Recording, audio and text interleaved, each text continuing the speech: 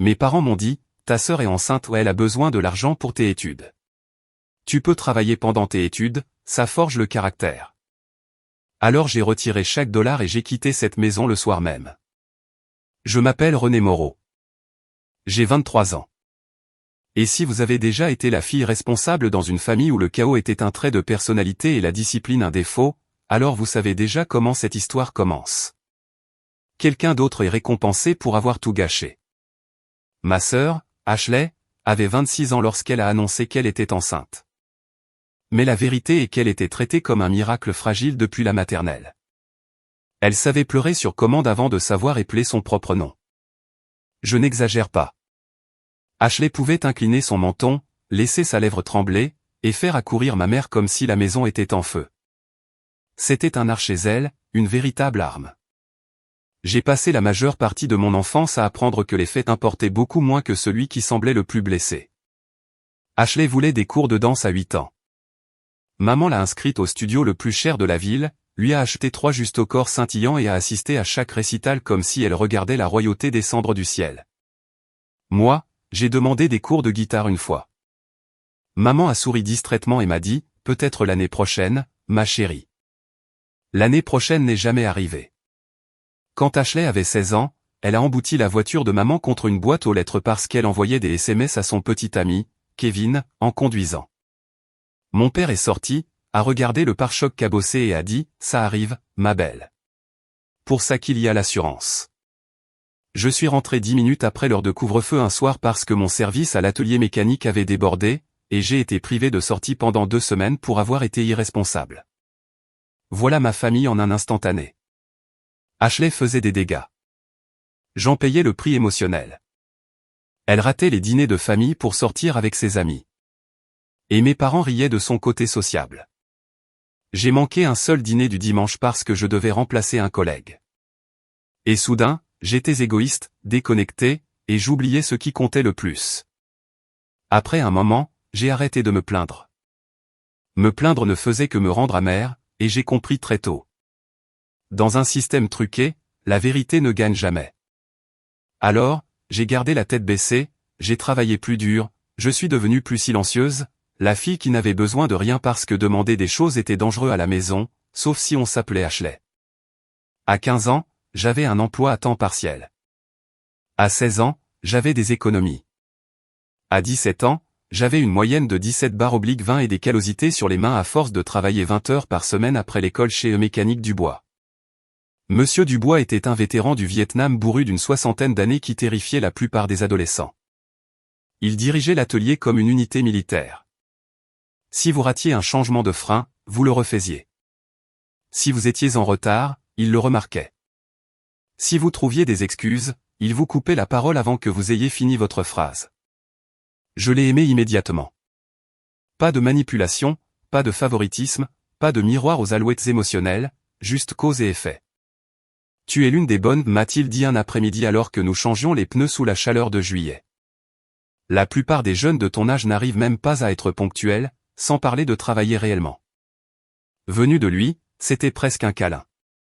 Chaque paie que je gagnais allait d'abord sur mon compte bancaire, puis sur le fonds universitaire 529 que mon grand-père, Jean, avait ouvert pour moi à ma naissance.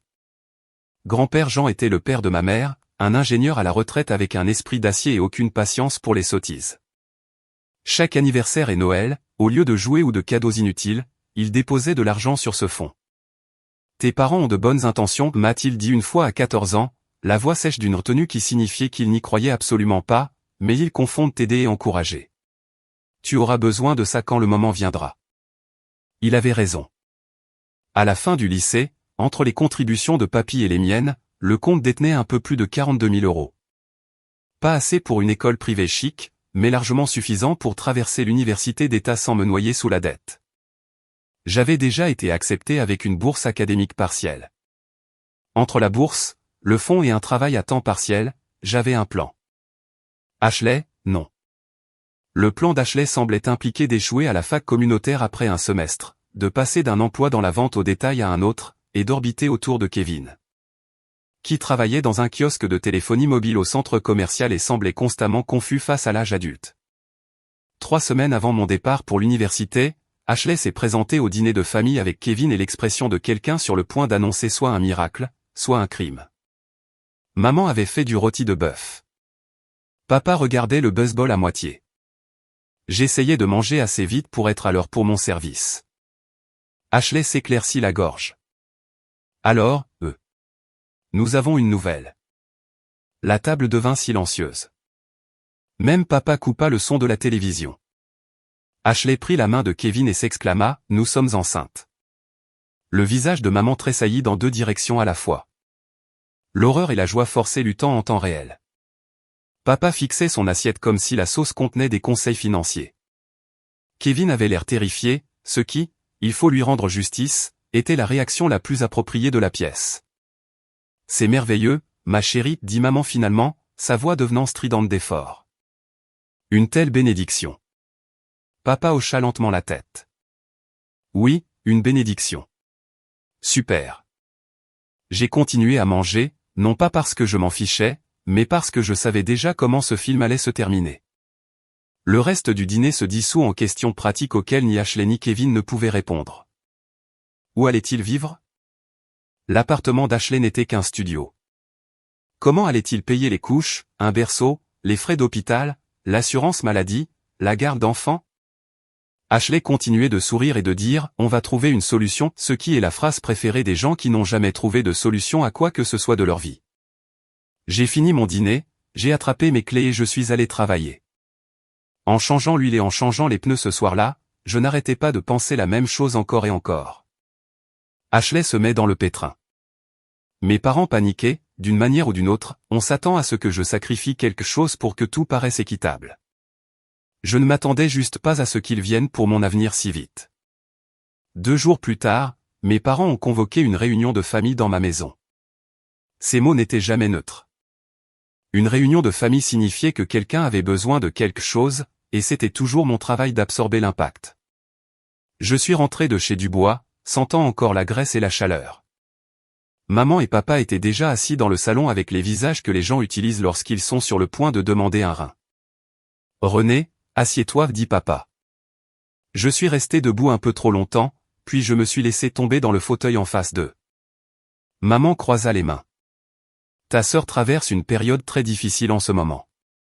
Elle est sur le point de devenir mère, et c'est une énorme responsabilité. Elle a besoin de soutien, pas de jugement. C'était parti. La mise en scène. Me faire passer pour cruel avant même que la demande n'arrive. Papa se pencha en avant. Un bébé coûte cher. Frais d'hôpital, meubles de nurserie, couches, lait en poudre, vêtements, visite médicale. Je n'ai rien dit. Maman a tendu la main pour prendre la mienne. Je l'ai retirée avant qu'elle ne puisse me toucher. Nous avons réfléchi, dit-elle prudemment, et nous pensons que la meilleure solution est qu'Ashley utilise ton fonds universitaire pour l'aider à s'installer avant l'arrivée du bébé. Pendant un instant, j'ai vraiment cru avoir mal entendu.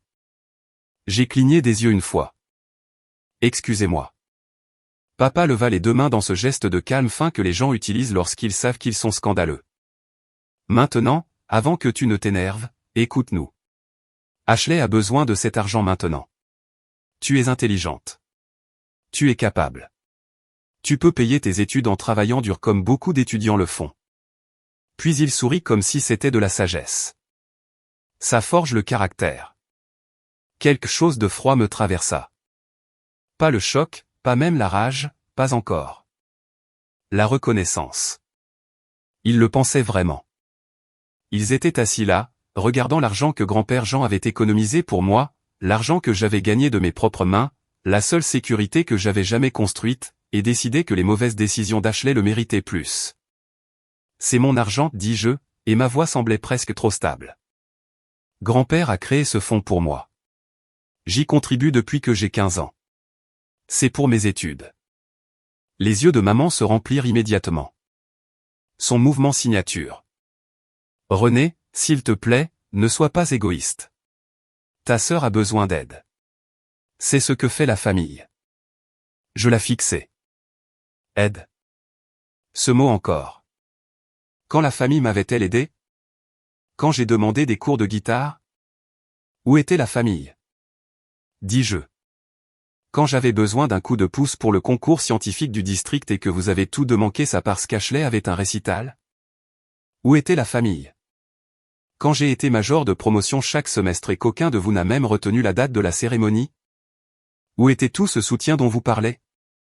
La mâchoire de papa se contracta. Ce n'est pas le sujet. Non, dis-je doucement. C'est exactement le sujet. Les larmes de maman coulèrent plus vite. Tu es cruel. Cruel. Ce mot m'a presque fait rire. Ashley pouvait détruire des voitures, quitter des emplois, flotter dans la vie, tomber enceinte sans aucun plan. Et mes parents traitaient ça d'être dépassé. J'ai dit non une fois, une seule fois, et soudain, j'étais cruel. Papa se pencha en avant, sa voix s'aiguisant.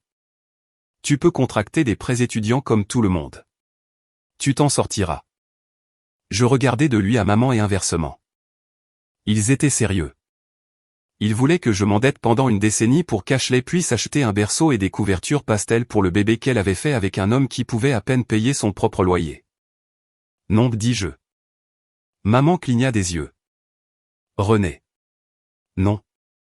Le visage de papa changea de couleur. Il faisait toujours ça juste avant d'exploser, comme si la colère montait en lui par couches. Tu vas aider ta sœur. Nous sommes tes parents et nous te disons que c'est ce qui va se passer. Non, ce n'est pas le cas. Maman essuya ses joues et se redressa, passant soudain de blessé à rodé. Le fonds est à ton nom, mais nous sommes tes parents. Nous pouvons y accéder en ton nom jusqu'à tes 25 ans. La voilà. La partie qu'ils avaient clairement discutée avant mon retour. L'angle légal, la phrase préparée, l'hypothèse que j'étais encore une enfant sous leur toit, trop obéissante ou trop effrayée pour riposter. Ce qu'ils ne savaient pas, c'est que grand-père Jean avait réfléchi à cela des années auparavant. Lorsqu'il a ouvert ce plan 529, il s'était assuré qu'une fois que j'aurais 18 ans, le contrôle total me serait transféré. Pas partagé, pas conditionnel. À moi. En fait, dis-je en me levant, vous ne pouvez pas. Papa fronça les sourcils. Quoi? Le compte est passé sous mon contrôle quand j'ai eu 18 ans. Vous n'y avez aucun accès. Aucun retrait, aucun changement, rien. Le silence qui suivit fut si complet que j'entendis le réfrigérateur ronronner dans la cuisine. La bouche de maman s'ouvrit. Papa me fixa comme si je venais de lui donner une gifle. Puis il dit avec une haine si rapide qu'il oublia de la cacher, ce vieil homme sournois. Il s'arrêta trop tard. Je sentis quelque chose se stabiliser en moi. Quelque chose de définitif. Pas parce qu'il insultait papy. Mais parce qu'en une seconde négligente, il a révélé exactement ce que c'était. Pas de l'inquiétude, pas de l'amour, pas de la famille essayant de survivre ensemble. Le contrôle. Ils étaient furieux parce que la seule chose qu'ils pensaient pouvoir encore me prendre était déjà hors de portée. Il avait tout à fait raison, dis-je. Ce argent n'a jamais été le vôtre. Maman se leva aussi. René, s'il te plaît. Ta sœur a peur. Elle a vraiment besoin de ça. Tu ne peux pas trouver dans ton cœur d'aider ta famille. Je la regardais. Vraiment la regardais. La femme qui m'avait vu devenir autosuffisante parce que c'était pratique. Qui félicitait Ashley d'être émotionnelle et me traitait de froide pour m'être adaptée à la négligence, qui voulait maintenant m'attendre comme s'emballer comme un cadeau parce qu'Ashley avait enfin épuisé les lieux plus doux où atterrir. La famille s'aide mutuellement, n'est-ce pas, demandai-je doucement. Maman hocha trop vite la tête. Oui. Alors, où était cet esprit de famille quand j'avais 14 ans et que je voulais apprendre la guitare? Où était-il quand je devais supplier les gens pour des trajets parce que personne ne se souvenait de mon concours de sciences? Où était-il quand je faisais des listes d'honneur chaque semestre et qu'aucun de vous n'a même retenu la date de la cérémonie? Où était tout ce soutien dont vous parlez? Papa frappa le bras du canapé. Arrête d'être dramatique. Non, dis-je, ma voix s'élevant pour la première fois. J'en ai fini d'être pratique. Maman tressaillit. Papa se redressa. Surveille ton ton. Pourquoi faire, rétorquai-je. Pour que tu puisses me dire à nouveau que je devrais sacrifier mon éducation parce qu'Ashley a pris une autre décision imprudente. Pour que tu puisses le déguiser en construction de caractère et l'appeler amour. C'est ta sœur, pleura maman. Et je suis ta fille. Cette phrase me frappa plus fort que je ne l'avais prévu. Pendant une seconde, personne ne parla. Puis, papa pointa du doigt le couloir. Va dans ta chambre et calme-toi. J'ai failli sourire. C'était là, l'ancien réflexe, l'illusion que j'avais encore 16 ans et qu'il pouvait me priver de sortie jusqu'à ce que je devienne conciliante. Au lieu de cela, je me suis retourné et j'ai traversé le couloir sans un mot de plus. Derrière moi, maman dit, tu vois, c'est ce que je veux dire. Elle a toujours été si dure. Dure? Ce mot m'avait poursuivi toute ma vie. Dur à réconforter, dur à lire, dur à éduquer. Comme si la dureté n'avait pas été forgée en moi par les mêmes personnes qui l'utilisaient contre moi. Je suis entré dans ma chambre et j'ai fermé la porte. Puis je l'ai verrouillée. Pendant quelques secondes, je suis resté là à regarder tout ce que j'avais construit autour de moi dans cette maison, mes manuels, ma lettre d'acceptation de l'université d'État épinglée près de mon bureau, mes bottes de travail près du placard.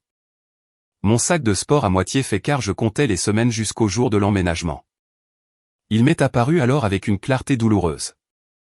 Il n'allait jamais s'arrêter. Pas vraiment. Même si je survivais à cette conversation, il y en aurait une autre urgence, une autre raison pour laquelle Ashley aurait besoin de plus. Un autre discours sur la compréhension et le sacrifice et le calendrier et la famille. Je n'étais pas dans un foyer. J'étais dans un système. Et les systèmes comme ça ne se brisent pas parce que vous vous expliquez mieux. Ils se brisent quand vous partez. J'ai attrapé mon sac de sport et j'ai commencé à faire mes valises. Jeans, chemise, sous-vêtements, vêtements de travail, ordinateur portable, chargeur, articles de toilette, la petite boîte métallique où je gardais les papiers importants, mes documents d'acceptation, carte de sécurité sociale, copie d'acte de naissance, informations bancaires. Tout ce qui comptait vraiment. Mes mains étaient calmes. Cela aurait dû m'effrayer, mais non. J'ai envoyé un SMS à Julien. Tu peux rester chez toi quelques jours? Implosion familiale. Sa réponse est arrivée en moins de 10 secondes.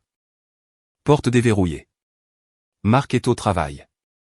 Prends ce dont tu as besoin. J'ai expiré une fois. Puis je me suis assise à mon bureau, j'ai ouvert mon ordinateur portable et je me suis connecté au compte 529. Toujours là. 42 127 € et 18 centimes d'euros. Chaque euro semblait soudain fragile. J'ai vérifié la page des autorisations. Exactement comme papy l'avait promis. Seul moi avait l'autorité de retrait. Aucun remplacement parental, aucun accès lié, aucune échappatoire cachée. Bien. J'ai transféré la totalité de l'argent de ce compte vers un compte d'épargne dans une banque différente que mes parents ne connaissaient pas. La roue de chargement a tourné. J'ai fixé l'écran sans cligner des yeux. Transfert terminé.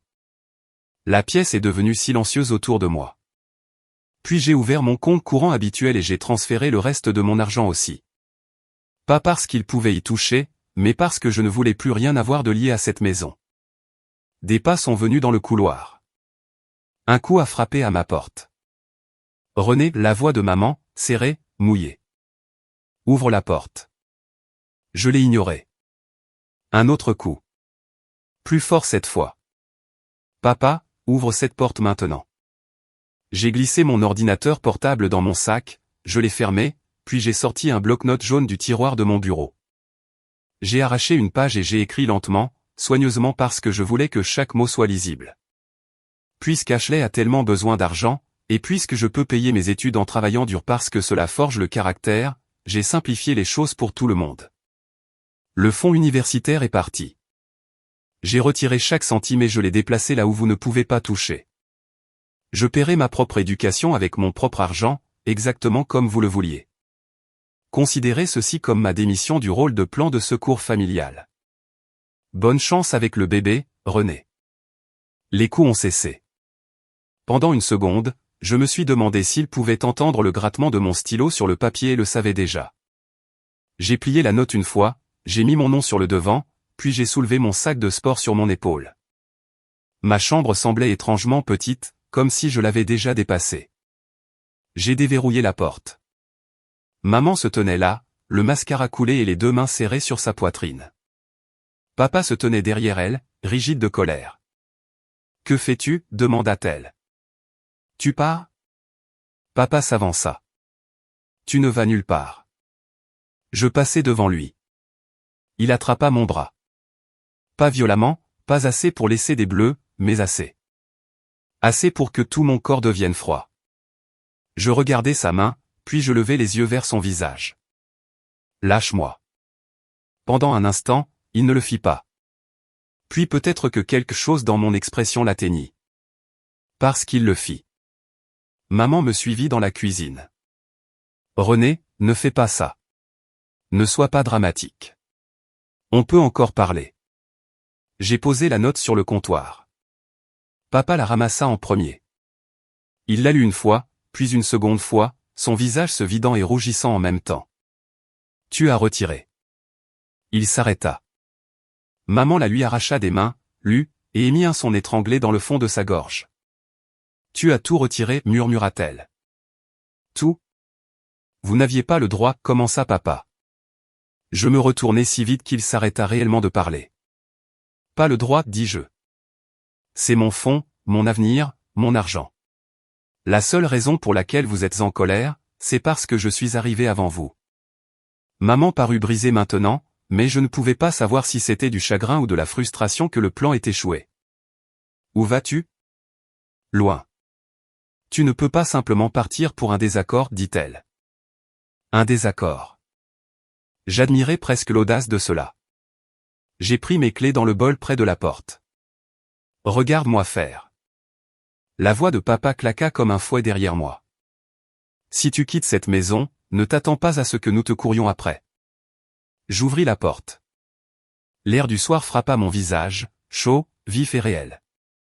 Je me retournai une fois, non pas parce que j'étais tenté de rester, mais parce que je voulais les mémoriser exactement comme ils étaient à cet instant. Maman pâle et paniquée. Papa furieux. Tous deux se convainquant encore que c'était moi qui brisais quelque chose. Vous n'aurez pas à me courir après, dis-je. Vous ne pourrez pas me trouver. Puis je sortis. J'ai laissé mon vieux téléphone sur le comptoir de la cuisine à côté de la note. Je savais ce qui se passerait si je l'emportais. Appels, messages vocaux, SMS dégoulinant de culpabilité, d'accusations, peut-être même de fausses excuses s'il devenait désespéré. Je ne voulais rien entendre de tout ça. Le trajet jusqu'à l'appartement de Julien aurait dû sembler dramatique. Il aurait dû ressembler à de la liberté ou à de la rébellion ou à un effondrement. Au lieu de cela, cela ressemblait au silence, comme une machine qui tournait en arrière-plan de toute ma vie s'était enfin arrêtée. Pas de rage, pas de larmes, juste de la clarté. Les lampadaires glissaient sur le pare-brise en longues traînées jaunes. Mes mains reposaient fermement sur le volant. Mon cœur ne battait plus la chamade. C'était presque paisible, ce qui était troublant à sa manière. Julien ouvrit la porte avant même que je n'aie frappé. Il jeta un coup d'œil à mon visage, prit le sac de sport sur mon épaule et dit, « Cuisine, j'ai du soda. » Pas de question d'abord. Pas de pression, juste de l'espace. Cela, à lui seul, m'a presque brisé. Marc était toujours au travail, alors nous étions juste tous les deux assis à leur petite table de cuisine ébréchée pendant que le vieux frigo ronronnait dans le coin. Julien me tendit une main. Qu'est-ce qui s'est passé? Je lui racontai tout. L'annonce d'Ashley, la réunion de famille, mes parents exigeant le fonds universitaire, le discours sur les prêts étudiants et la construction du caractère, le transfert, la note, le départ. Julien écouta sans m'interrompre, les coudes sur la table, le soda oublié dans sa main. Quand j'eus fini, il se pencha lentement en arrière et me regarda comme s'il essayait de décider s'il devait rire ou frapper un mur. Il voulait ton argent pour l'université, dit-il finalement. Pour qu'Ashley puisse acheter des trucs pour bébé. En gros, c'est dingue. Ouais. Non, René, ce n'est pas un drame familial normal. C'est dingue. C'est du niveau super méchant dingue. Malgré tout, j'ai laissé échapper un petit rire. Julien secoua la tête. Je savais que tes parents jouaient aux favoris, mais là, ils s'attendaient vraiment à ce que tu ruines ton avenir parce qu'Ashley est tombée enceinte de Kevin. J'ai frotté mon front. Ils appelaient ça aider la famille. Il fit un bruit de dégoût. Bien sûr que oui. Julien me connaissait depuis le collège. Il avait vu assez de fêtes d'anniversaire, de dîners et de fêtes pour comprendre la forme de ma famille, même avant que je ne l'admette pleinement moi-même. Il était la première personne à appeler cela ce que c'était. Prise d'otage émotionnelle, avait-il dit une fois après avoir regardé ma mère me culpabiliser pour lui céder des billets de concert que j'avais économisés pour moi. À l'époque, je pensais qu'il exagérait. Il ne le faisait pas. Alors, maintenant, demanda-t-il. J'ai pris une gorgée de soda. Il était tiède. Probablement parce que mes mains étaient plus chaudes que je ne le pensais. Maintenant, je finis l'été chez Dubois. Puis je commence l'université en août. Même plan, juste sans eux. Julien m'étudia. Tu le penses vraiment? Je croisis son regard. J'en ai fini. Il hocha la tête une fois. Pas de pitié là-dedans. Juste de la certitude. Alors, restant fini. Cette nuit-là, j'ai dormi sur leur canapé avec mon sac de sport par terre et mon ordinateur portable sous le bras comme quelque chose de semi-sauvage. Mais pour la première fois depuis des années, j'ai dormi sans attendre la prochaine embuscade émotionnelle. Au matin, j'avais une liste, nouveau téléphone, nouveau numéro, confirmation de nouveaux comptes bancaires, changement d'adresse postale, tout verrouillé. J'ai passé les 2 jours suivants à construire des murs que mes parents ne pouvaient pas escalader. J'ai acheté un nouveau téléphone et n'ai donné le numéro qu'à Julien, Marc, Monsieur Dubois, grand-père Jean et 2 amis proches qui préféreraient mourir plutôt que de le laisser filtrer à ma famille. J'ai ouvert un autre compte dans une banque entièrement différente, j'y ai transféré tout mon argent, et j'ai activé tous les paramètres de sécurité qu'il proposait. J'ai changé les mots de passe de mon email, des portails scolaires, des connexions bancaires, et tout ce qui comptait. J'ai mis à jour les contacts d'urgence, retiré les informations de mes parents des formulaires qu'ils n'avaient plus le droit de toucher. Cela ne semblait pas paranoïaque. Cela semblait tardif. Quand je me suis présenté pour mon service chez Dubois ce lundi, Monsieur Dubois m'a regardé une fois, a essuyé ses mains sur un chiffon, et a dit, « Tu as l'air d'un sac. » Merci, dit-il. Ce n'était pas un compliment. J'ai réellement souri. Il plissa les yeux vers moi. Problème de famille? Oui. Tu as toujours un endroit où dormir? Oui, il hocha la tête comme si c'était la seule réponse qui comptait. Puis il désigna l'arrière du garage. Un bon moteur sur la Civic doit être retiré. Remets-toi en ordre et viens aider. C'était sa version de la gentillesse. Et bizarrement, cela m'a plus rassuré que la sympathie. Vers midi, alors que nous étions plongés dans la graisse et les pièces de moteur, il dit, « Tes parents t'embêtent pour l'école ?» J'ai jeté un coup d'œil. Quelque chose comme ça. Il continua de travailler. Quand je suis revenu du Vietnam, mon père voulait que je reprenne son magasin de quincaillerie. Il avait planifié toute ma vie. Pensait que le sang signifiait la propriété. J'ai attendu. Je me suis engagé dans l'armée à la place, dit-il. Il ne m'a pas parlé pendant 2 ans. Est-ce qu'il est revenu sur ses idées? Éventuellement, il serra un boulon avec une force délibérée. Il lui a fallu un certain temps pour réaliser que je ne lui demandais pas la permission de vivre ma vie. Puis il me regarda. Parfois, la meilleure chose que tu puisses faire pour ta famille est de leur apprendre que tu ne leur appartiens pas. J'ai dégluti difficilement. Maintenant, arrête de rester là à penser, marmonna-t-il. Les plaquettes de frein ne se remplacent pas toutes seules. Cette semaine-là, grâce à la sœur de Julien, qui suivait Ashley sur les réseaux sociaux principalement pour le divertissement, j'ai commencé à entendre les retombées. Mes parents étaient allés à l'atelier demander si quelqu'un m'avait vu. Monsieur Dubois leur a dit que je ne travaillais plus là. Un mensonge. Un beau mensonge. Ashley aurait apparemment fait une crise publique lorsqu'elle a réalisé que le fonds universitaire était vraiment parti. Elle a publié un long réquisitoire sur la trahison, l'abandon et les parents égoïstes qui punissent une femme enceinte dans son heure de besoin. Julien a lu des passages à haute voix ce soir-là dans la cuisine de l'appartement pendant que Marc s'étouffait presque de rire.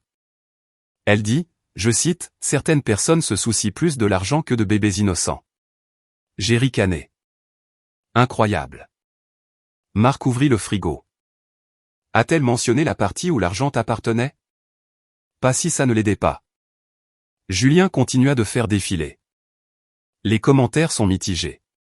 Ses amis te traitent de sans-cœur. Une femme qui ressemble à une tante dit, voilà pourquoi la famille est en train de s'effondrer en Amérique. Oh. Et un gars a écrit, peut-être ne pas tomber enceinte si on n'a pas les moyens d'acheter des Pampers. J'ai ri plus fort que je n'aurais dû. Mais la vérité était plus simple que les blagues. Je ne me sentais plus en colère, juste distante, comme si ma famille appartenait à une autre vie. Le semestre de printemps est arrivé plus vite que je ne l'avais prévu. Mes notes sont restées élevées. Marc m'a promu mécanicienne en chef le week-end parce que j'étais la seule employée capable de diagnostiquer la moitié des problèmes électriques que les clients apportaient.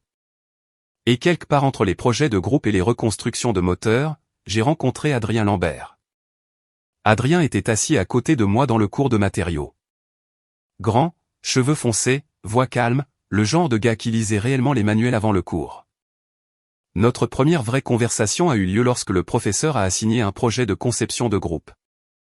Adrien a jeté un coup d'œil à un diagramme d'assemblage de moteurs et a dit « J'ai l'impression que tu sais comment ça marche réellement. » J'ai haussé les épaules. J'ai grandi en réparant des voitures. Ses yeux se sont illuminés. Sérieusement ? Sérieusement. À la fin du projet, nous étudions ensemble. À la mi-semestre, nous dînions ensemble après le laboratoire. Avant les examens finaux, il m'a raccompagné à mon dortoir et a demandé un peu maladroitement « Voudrais-tu peut-être prendre un café un jour qui n'a rien à voir avec les études ?» J'ai fait semblant de réfléchir. Peut-être il a souri. Et quelque chose dans ce sourire m'a semblé sûr. Sortir avec Adrien était différent de tout ce que j'avais connu en grandissant. Il n'y avait pas de pièges émotionnels, pas de manipulation, pas de culpabilité soudaine. Il aimait mon indépendance. Il aimait que je travaille. Il aimait que je puisse expliquer le couple moteur mieux que la moitié de la classe. Un soir, après que je lui ai raconté une version édulcorée de la raison pour laquelle je ne parlais plus à mes parents, il a juste hoché la tête. « Tu mérites mieux, dit-il simplement. Pas de sermon, pas de pitié, juste de la compréhension. Et cela, d'une manière ou d'une autre, signifiait plus que tout le reste. Les années passèrent vite après cela. 2e année, 3e année, 4e année. Je n'ai jamais rentré à la maison. Pas une seule fois. Les vacances étaient passées avec des amis ou parfois avec la famille d'Adrien, qui était chaleureuse, bruyante et déroutante à la manière dont les familles normales le sont souvent. Le premier Thanksgiving que j'ai passé avec eux. La mère d'Adrien m'a fait un câlin en partant et m'a dit « Tu es la bienvenue ici n'importe quand ». Je ne savais presque pas comment réagir. De temps en temps, mes parents tentaient de me joindre. Un message via une vieille adresse email. Une lettre envoyée au mauvais bâtiment du dortoir. Même un message vocal laissé au bureau du logement de l'université. Ils disaient tous la même chose. Quand vas-tu arrêter cette rancune ? Ashley a besoin de sa sœur. La famille doit rester soudée. Jamais. Nous sommes désolés. Jamais. Nous avions tort. Alors, je les ignorais et continuais à construire ma vie. Au moment où la remise des diplômes est arrivée, ma vie ne ressemblait en rien à celle qu'ils avaient prévu que je sacrifie. J'ai obtenu mon diplôme avec mention, une moyenne de 16,5/20, et 3 offres d'emploi d'entreprise automobile. Grand-père Jean a conduit 4 heures pour assister à la cérémonie. Il était assis à côté des parents d'Adrien dans la foulée et a applaudi assez fort pour que je l'entende au-dessus de tout le stade lorsque mon nom a été appelé. Après, nous sommes allés dîner. Un vrai dîner. Steak, purée de pommes de terre et le genre de célébration qui n'a pas besoin de discours. À mi-chemin du repas, grand-père s'est penché en arrière et a dit « Ta mère m'a appelé la semaine dernière. » J'ai fait une pause. Qu'est-ce qu'elle voulait ? Savoir si je venais aujourd'hui.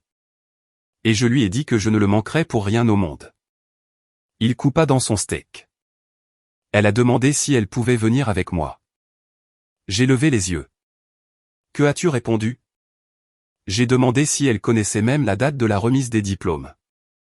Ma poitrine s'est légèrement serrée. Elle ne la connaissait pas. Il hocha la tête. Cela m'a tout dit ce que j'avais besoin de savoir. Nous avons mangé en silence un moment. Puis il me regarda à nouveau. René, je ne vais pas te dire comment gérer tes parents. C'est ta décision. J'ai attendu, mais je dirai ceci. Il posa sa fourchette avec précaution. Les gens qui refusent d'admettre leurs erreurs les répéteront à jamais. J'ai commencé mon premier vrai travail cet automne. Ingénieur automobile dans une entreprise construisant des composants pour véhicules électriques. Bon salaire. Bons avantages, travail qui m'intéressait vraiment. Adrien a terminé son master peu après, et nous avons emménagé dans un petit appartement ensemble près de mon travail. Nous parlions d'acheter une maison un jour, peut-être d'avoir des enfants éventuellement, des plans normaux, des plans calmes, des plans construits sur la stabilité au lieu du chaos. Et pendant longtemps, je n'ai pas pensé à mes parents ou à Ashley. C'était juste des gens que j'avais connus, des personnages d'une histoire que j'avais déjà terminée. Jusqu'à 5 ans après avoir quitté cette maison. Mon téléphone a vibré avec une notification LinkedIn. Demande d'amis d'Ashley Moreau. J'ai fixé l'écran un long moment. Puis je l'ai ignoré. 2 jours plus tard, un message est apparu sur Facebook depuis un nouveau compte. Ashley, encore. Le message était long. Quelque chose sur la reconnexion, sur le fait que trop de temps s'était écoulé, sur la famille devant se pardonner mutuellement.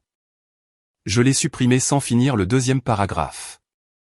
3 jours plus tard, mon téléphone de bureau a sonné. La voix de la réceptionniste est arrivée à travers la ligne. René, quelqu'un nommé Marguerite Moreau demande à vous parler. Mon estomac s'est serré. C'était ma mère, et avant que je puisse l'arrêter, la réceptionniste a transféré l'appel. René, dit la voix de ma mère. J'ai fermé les yeux lentement. 5 ans de silence, et soudain, le passé était au bout du fil comme s'il n'était jamais parti. René, dit ma mère rapidement. Cela m'a dit 2 choses. Premièrement, elle savait que j'y pensais. Deuxièmement, elle savait qu'elle le méritait. Qu'est-ce que tu veux, demandai-je. Pas de salutation, pas de douceur. Juste la question. Il y eut une petite pause. J'ai besoin de te parler. Si c'est à propos d'Ashley. C'est le cas, dit-elle rapidement. Mais pas de la manière dont tu le penses. Je me suis penché en arrière dans mon fauteuil de bureau et j'ai regardé par la fenêtre le parking en contrebas. Je suis au travail. On peut se voir? Juste une fois. Sa voix vacilla. Je promets que je ne te dérangerai plus si c'est ce que tu veux. Le désespoir dans son ton m'a prise par surprise. Ma mère n'était pas quelqu'un qui admettait facilement sa faiblesse. Pendant la majeure partie de mon enfance, elle avait été la directrice émotionnelle de toute la maisonnée. Mais cela ne ressemblait pas à du contrôle. Cela ressemblait à de l'épuisement. Lieu public, dis-je. Oui. Café près de mon bureau. 30 minutes. J'y serai. J'ai raccroché avant qu'elle ne puisse dire autre chose. Le café était bondé quand je suis arrivé. Des étudiants tapant sur leurs ordinateurs portables, des employés de bureau attrapant des boissons entre 2 réunions. Un faible bourdonnement de conversation qui rendait tout étrangement anonyme. Parfait. Terrain neutre. Ma mère était déjà assise à une table d'angle quand je suis entré. Pendant un instant, je ne l'ai presque pas reconnue. Ses cheveux étaient devenus presque entièrement gris. Les rides autour de ses yeux étaient plus profondes.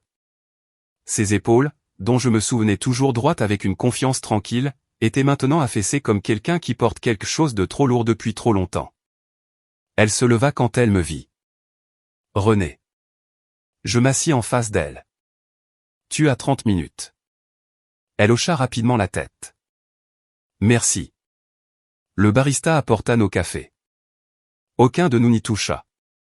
Pendant un moment, elle continua d'ouvrir la bouche pour parler, puis la refermer comme quelqu'un qui avait répété le discours 100 fois et oublié chaque mot.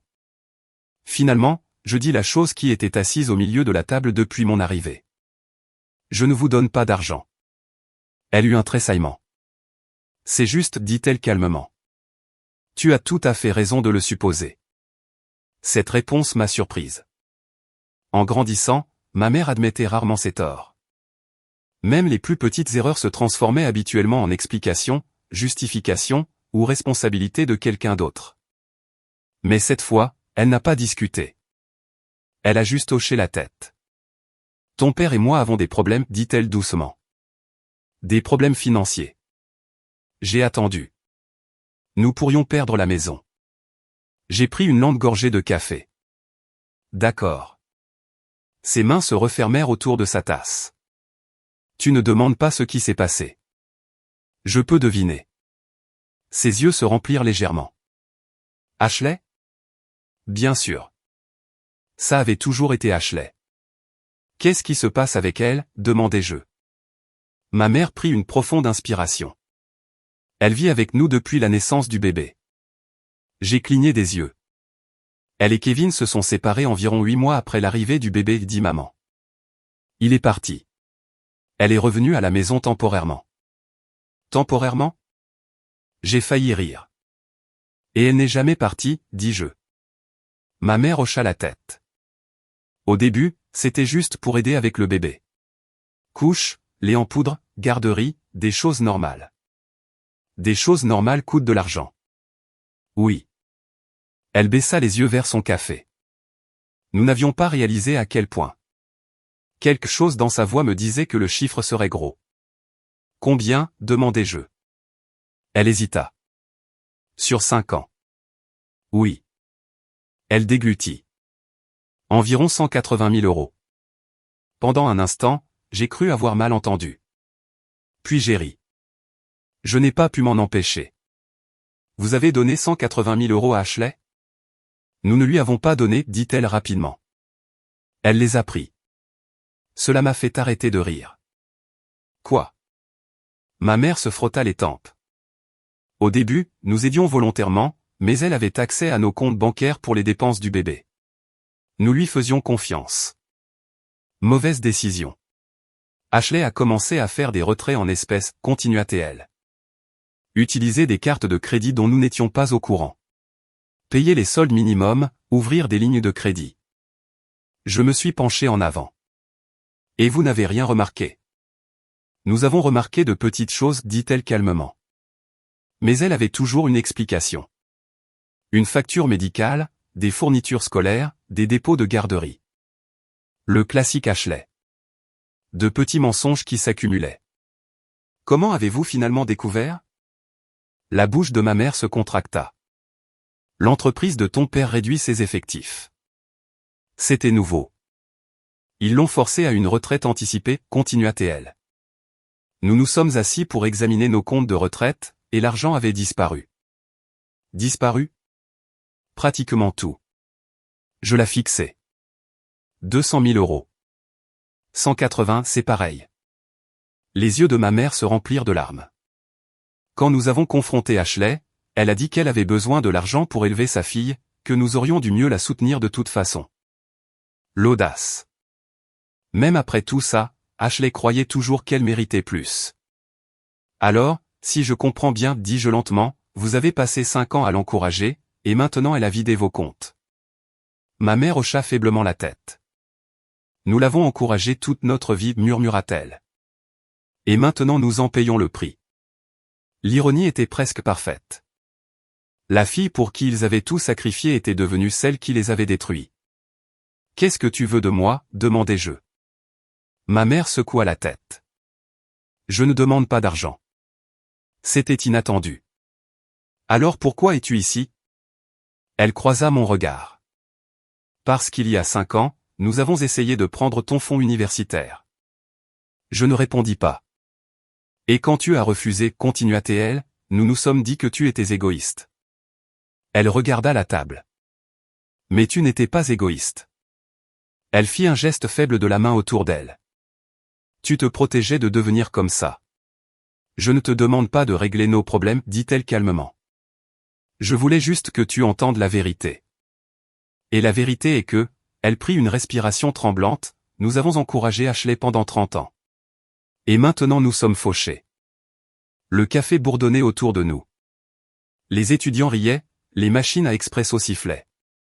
Un monde normal continuait pendant que l'histoire de ma famille s'effondrait silencieusement à travers une petite table. Je suis désolé, murmura ma mère. Les mots sonnaient étrangers dans sa bouche. Trop tard, mais réel. Je suis resté assise là un long moment. Une partie de moi s'attendait à de la colère ou à de la satisfaction ou à une sorte de libération émotionnelle dramatique.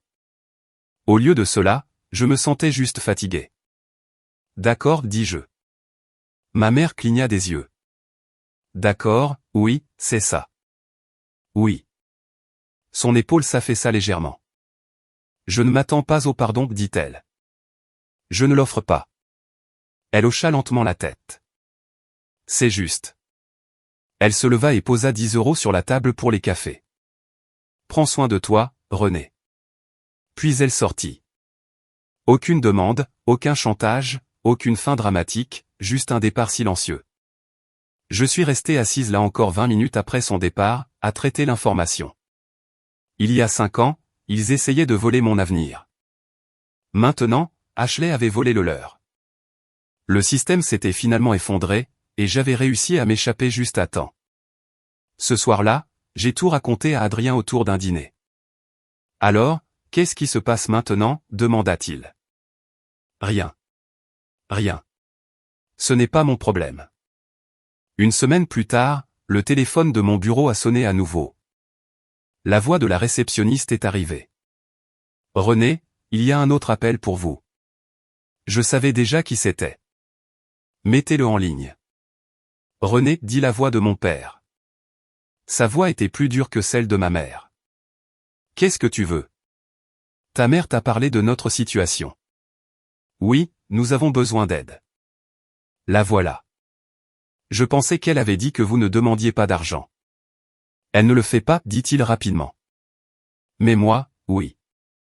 Bien sûr que c'était lui. La banque va saisir la maison dans 30 jours, continua-t-il. Si nous ne trouvons pas de plan de paiement, nous perdrons tout. C'est malheureux. René, s'il te plaît. Je pouvais entendre quelque chose que je n'avais jamais entendu dans sa voix auparavant. La peur. Nous avons fait des erreurs, dit-il. Mais nous sommes toujours tes parents. Je me suis penché en arrière dans mon fauteuil de bureau. Tu te souviens de ce que tu m'as dit quand j'ai refusé de donner mon fonds universitaire à Ashley, demandai-je. Il hésita. Non. Tu m'as dit que travailler pour payer mes études forgerait le caractère. Silence. Eh bien, continuai-je calmement, tu avais raison. Il expira lentement. René, cela a tellement forgé mon caractère que j'ai appris à me tenir sur mes propres pieds. J'ai regardé par la fenêtre du bureau à nouveau. Alors, voici mon conseil. Une autre pause. Peut-être que la saisie construira aussi du caractère pour toi. J'ai raccroché. 2 jours plus tard, mon téléphone a sonné à nouveau. Numéro bloqué. J'ai répondu avant d'y penser. Tu vas vraiment laisser maman et papa perdre leur maison, cria Ashley. Non. Allô. Pas de préparation, juste de la rage. J'ai soupiré. Tu leur as volé 180 000 €. Je n'ai rien volé, claqua TL. Je suis leur fille. Ils m'aidaient. Belle histoire.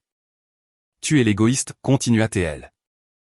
Si tu avais aidé il y a 5 ans, rien de tout ça ne serait arrivé. J'ai souri légèrement. Bonne chance avec cet argument. Puis j'ai bloqué le numéro. 3 semaines plus tard, un avocat nommé David Chen a appelé mon bureau. Et c'est là que les choses sont devenues encore plus intéressantes. Mademoiselle Moreau, dit la voix au téléphone. Calme, professionnel. Oui. Je m'appelle David Chen. Je suis un avocat travaillant avec l'administrateur de la faillite assigné au dossier de vos parents. Je me suis lentement penché en arrière dans mon fauteuil de bureau. C'était nouveau. Pourquoi m'appelez-vous? Il y a quelques dossiers financiers liés à vos parents qui vous désignent comme bénéficiaires sur d'anciennes polices d'assurance. Votre nom apparaît également dans la documentation relative à un compte d'épargne universitaire d'il y a 5 ans. Mon estomac se serra légèrement. Le plan 529. Oui. Il fit une pause. Nous avons également trouvé des preuves que vos parents ont tenté d'accéder à ce compte avant que les fonds ne soient déplacés. J'ai failli rire. Ils l'ont fait. Oui. Nous essayons d'établir une tendance de comportement financier impliquant votre sœur, Ashley Moreau, expliqua Chen. Votre témoignage pourrait aider à clarifier la chronologie. Donc Ashley a des ennuis judiciaires. Une autre petite pause. Oui, ce mot avait du poids. Fraude, dit-il prudemment. Retrait non autorisé, signature falsifiée et utilisation abusive de comptes de retraite. De combien d'argent parlons-nous? Environ 180 000 €. Exactement ce que ma mère m'avait dit. Vos parents ne voulaient initialement pas porter plainte, continua Chen. Mais l'administrateur de la faillite insiste. Il y a trop d'argent manquant pour que le tribunal l'ignore. Pendant un instant, je ne dis rien. Il y a 5 ans, mes parents étaient prêts à sacrifier mon éducation pour protéger Ashley. Maintenant, le système judiciaire les obligeait à faire face à ce qu'elle avait fait. De quoi avez-vous besoin de moi, demandai-je. Juste une confirmation de l'incident du fonds universitaire et la documentation du transfert que vous avez effectué à l'époque. C'est facile. J'avais toujours tout. Relevé, email, confirmation de transfert, toutes les preuves qu'il y a 5 ans, je m'étais protégé de ce genre de désastre. J'enverrai les documents aujourd'hui, dis-je. Merci, répondit Chen. Puis il ajouta calmement, vous voudrez peut-être vous préparer. Cette affaire va probablement aller au tribunal. Le procès eut lieu 4 mois plus tard. Je n'y assistais pas. Je n'avais aucun intérêt à m'asseoir dans une salle d'audience à regarder ma sœur expliquer comment voler 6 chiffres était d'une manière ou d'une autre la faute de tout le monde. Mais la sœur de Julien, qui avait développé un intérêt presque professionnel pour la vie d'Ashley, me tenait au courant. Ces messages arrivaient comme des commentaires sportifs en direct. Sœur de Julien, le procès a commencé aujourd'hui. Sœur de Julien, Ashley est arrivée en tailleur. Sœur de Julien, je pense qu'elle essaie la défense de mère célibataire en difficulté. Sœur de Julien, le juge n'a pas l'air impressionné. Je montrai les messages à Adrien ce soir-là pendant que nous dînions. Ta famille est incroyable, dit-il. Tu n'as aucune idée. 2 jours plus tard, le verdict tomba. Ashley avait commis une fraude financière. Le juge la condamna à 18 mois de probation, ordonna 180 000 € de dédommagement, et lui interdit d'accéder aux comptes financiers de quiconque sans ordonnance du tribunal. Julien envoya le résumé en majuscule. Julien, ta sœur a été reconnue coupable. Marc suivit immédiatement. Marc, développement du caractère. J'ai ri si fort que j'ai failli laisser tomber mon téléphone. L'affaire judiciaire n'a pas sauvé la maison de mes parents. La dette était trop importante. Les comptes de retraite étaient vides. La banque a saisi, tout comme mon père m'avait prévenu 5 ans plus tôt. Sauf que cette fois, ce n'était pas moi qui perdais quelque chose. À travers le réseau habituel de mise à jour sur les réseaux sociaux et de connaissances mutuelles, j'ai lentement appris comment tout s'est déroulé ensuite. Mes parents ont emménagé dans un appartement de 2 chambres dans un quartier moins cher de la ville. Mon père, qui avait un jour parlé de prendre une retraite confortable, a trouvé un travail à temps partiel dans un magasin de bricolage. Ma mère a commencé à travailler dans la vente au détail dans un grand magasin. Tous deux avaient la soixantaine, occupant des emplois qu'ils n'auraient jamais imaginé devoir reprendre. La situation d'Ashley était pire. L'approbation signifiait qu'elle avait besoin de revenus, de vrais revenus. Elle a fini par travailler à 2 emplois. Service du matin dans un café, service du soir dans une épicerie. Sa fille, ma nièce, a commencé à fréquenter l'école publique.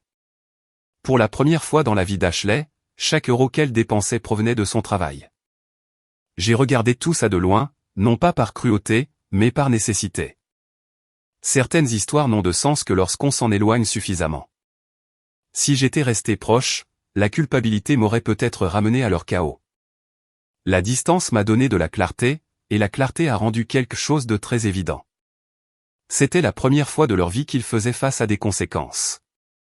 Environ 6 mois après le procès, un colis est apparu sur le pas de ma porte. Aucune adresse de retour.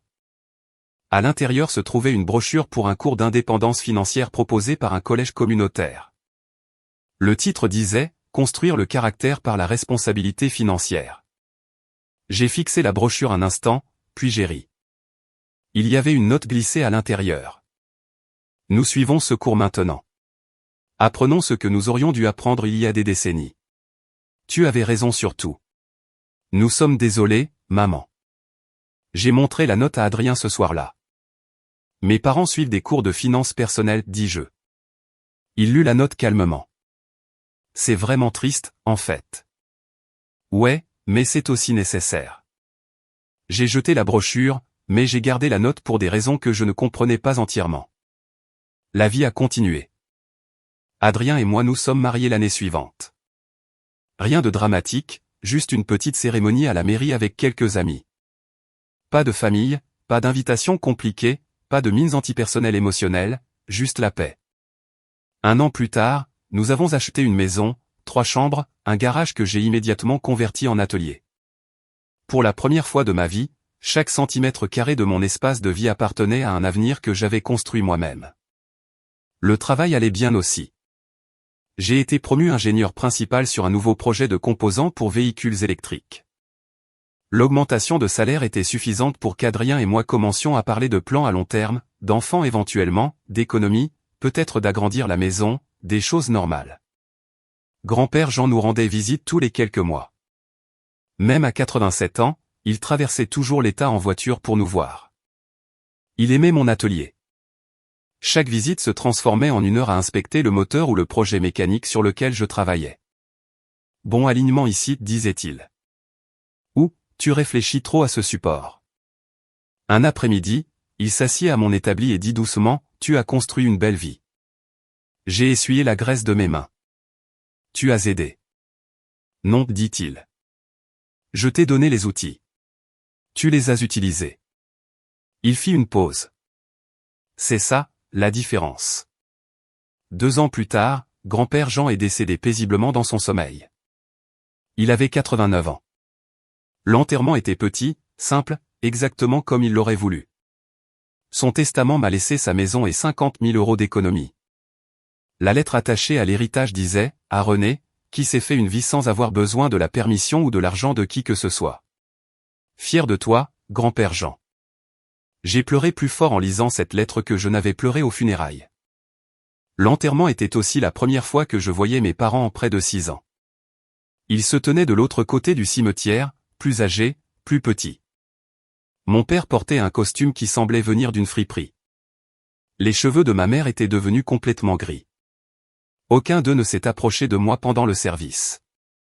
Ils ont simplement hoché la tête de loin. Ashley n'était pas là. Apparemment, elle n'a pas pu prendre de congé. Ce détail en disait plus que n'importe quelle excuse. Après l'inhumation, alors que les gens se dirigeaient lentement vers leur voiture, ma mère m'a rattrapé sur le parking. René, dit-elle doucement. J'ai regardé ma montre. Tu as 2 minutes. Elle hocha la tête. Nous allons mieux maintenant. J'ai attendu. Ton père et moi travaillons tous les deux. Nous payons nos factures. Ashley travaille à 2 emplois. Elle a fait faillite l'année dernière. Elle vit dans un logement social. C'est malheureux.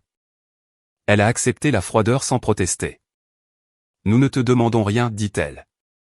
Nous voulions juste que tu saches que nous comprenons enfin. Comprendre quoi? Elle croisa mes yeux. Que les actions ont des conséquences. Pendant un instant, aucune de nous ne parla. Puis elle me tendit une enveloppe. Prends soin de toi, René. Puis elle retourna vers la vieille Honda Civic de mon père sans se retourner. J'ai ouvert l'enveloppe une fois dans ma voiture. À l'intérieur se trouvait un chèque de 1 000 € et une courte note, vente des outils de ton grand-père. Il aurait voulu que tu aies ça.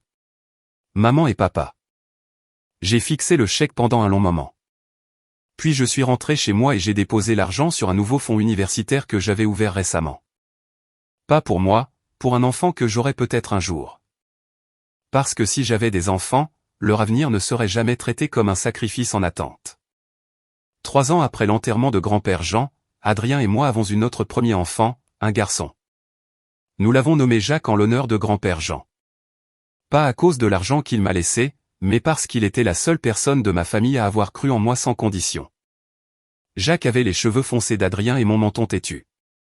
Il aimait démonter les choses plus que jouer avec, ce qu'Adrien prétendait signifier qu'il était destiné à devenir ingénieur. Je prétendais que cela signifiait que nous ne posséderions plus jamais de télécommande entièrement fonctionnelle. Notre maison était bruyante maintenant, pas chaotique comme la maison où j'avais grandi. Bruyante d'une manière chaleureuse. Camion de jouets sur le sol, tasse à café laissée sur le comptoir de la cuisine. Adrien riant en essayant de convaincre un tout petit que les tournevis n'étaient pas des jouets. C'était le genre de vie que j'avais passé des années à construire tranquillement et à protéger. Quelques semaines après la naissance de Jacques, j'ai envoyé des faire-part de naissance. Pas beaucoup, juste des amis proches, les parents d'Adrien, et mes parents. Adrien a remarqué l'hésitation lorsque j'ai écrit leur adresse. Tu n'es pas obligé, dit-il doucement. Je sais, mais je l'ai quand même envoyé. Pas comme un pardon, pas comme une réconciliation, juste une information. Une simple déclaration que la vie avait continué. 2 semaines plus tard, une carte est arrivée. Enveloppe simple. L'écriture de ma mère. À l'intérieur se trouvait une courte note. Félicitations pour ton fils. Nous espérons qu'il est en bonne santé et heureux. Amicalement, maman et papa. Il y avait aussi une obligation d'épargne de 25 € glissée à l'intérieur. J'ai fixé la note un instant. 25 €. Après tout ça, ce n'était pas le montant qui comptait. C'était le fait que pour la première fois de ma vie, ils avaient donné quelque chose sans rien attendre en retour. J'ai placé l'obligation dans le livre de bébé de Jacques. Ashley a aussi envoyé un message. Pas un appel, juste un SMS. J'ai entendu dire que tu avais un bébé. Félicitations. Je vais mieux maintenant. Gérante adjointe à l'épicerie. J'ai lu le message 2 fois, puis j'ai sauvegardé le numéro sous un nom de contact. Ashley bloqué. Certaines choses changent, d'autres non. Au cours des années suivantes, mes parents ont continué à envoyer de petites choses. Carte de vœux, un animal en peluche, un livre d'images, 20 € glissés dans une enveloppe. Ils n'ont jamais demandé à nous rendre visite, n'ont jamais demandé d'argent, n'ont jamais essayé de rouvrir de vieilles disputes, juste des gestes silencieux, de petits signaux qu'ils vivaient toujours quelque part leur vie, apprenant des leçons qu'ils auraient dû apprendre des décennies plus tôt. Le mois dernier, mon père a envoyé un email. Objet, mise à jour.